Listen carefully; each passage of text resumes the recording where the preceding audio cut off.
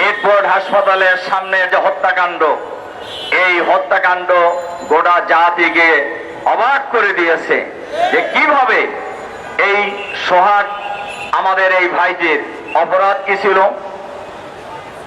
শুনছি উনি যুব দলেরই লোক ছিল এক সময়, সে যে দলেরই লোক হোক, মানুষ তো সে তো বাংলাদেশের নাগরিক। তার অপরাধটা কি? অপরাধ হলো তার কাছে চাঁদা চাইছে, সে চাঁদা দিতে রাজি হয় নাই। আচ্ছা বলেন তো, এটা কি কোনো অপরাধ না একজন নাগরিকের অধিকার? নাগরিকের অধিকার, নাগরিকদেরকে ওই ব্যাপারে সজাগ হতে হবে। আমি নাগরিকদেরকে একটা কথা বলবো, দেখেন সোহাগকে যখন হত্যা করা হয় বহু লোক কিন্তু আশেপাশে ছিলেন। এই সন্ত্রাসী চাঁদাবাজরা কতজন ছিল? সবাই খালি পায়ের জুতো খুলে মারলেই তো মাটির সাথে মিশে যেত। জনগণ যদি ঐক্যবদ্ধ প্রতিরোধ গড়ে তুলতে না পারে, আজকে সোহাগকে ধরছে, আগামীকাল আমাকে ধরবে, আগামীকাল আপনাকে ধরবে, আগামীকাল যাকে ইচ্ছে তাকে ধরবে। আমরা বাংলাদেশ জামাত ইসলামী বাংলাদেশকে আমরা এই সন্ত্রাসী চাঁদাবাজদের হাতে আমরা ছেড়ে দিতে পারি না।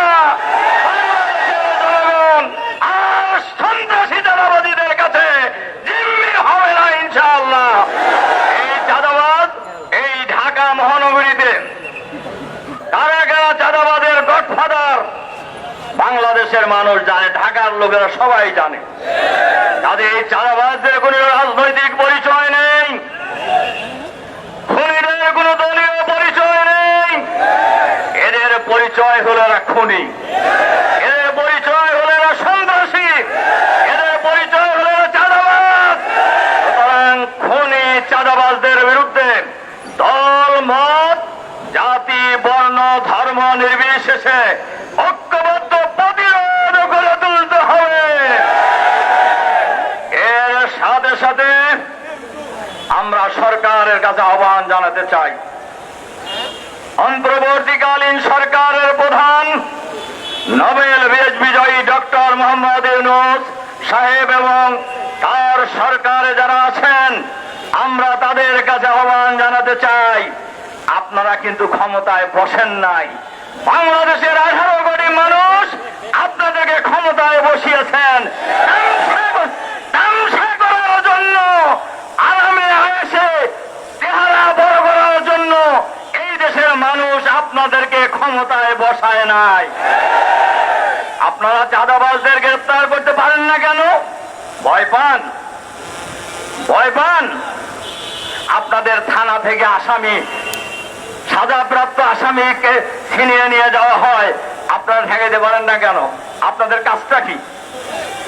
এই সমস্ত হত্যাকাণ্ড আর থানা থেকে সাজাপ্রাপ্ত আসামি ছিনিয়ে নেওয়ার এই ব্যর্থতার দায়ে স্বরাষ্ট্র উপদেষ্টার বহু আগেই পদত্যাগ করা উচিত ছিল।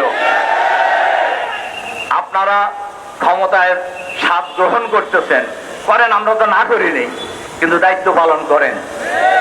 দায়িত্ব পালন করবেন না, এইটা বাংলাদেশের মানুষ কোনোভাবেই মেনে নেবে না। এজন্য আমরা সরকারের কাছে আহ্বান জানাতে চাই, চাঁদাবাজ, সন্ত্রাসী, খুনি তারা কত বড় না ছোট, লম্বা না মোটা, এইটা দেখার সময় আপনাদের থাকা উচিত নয়।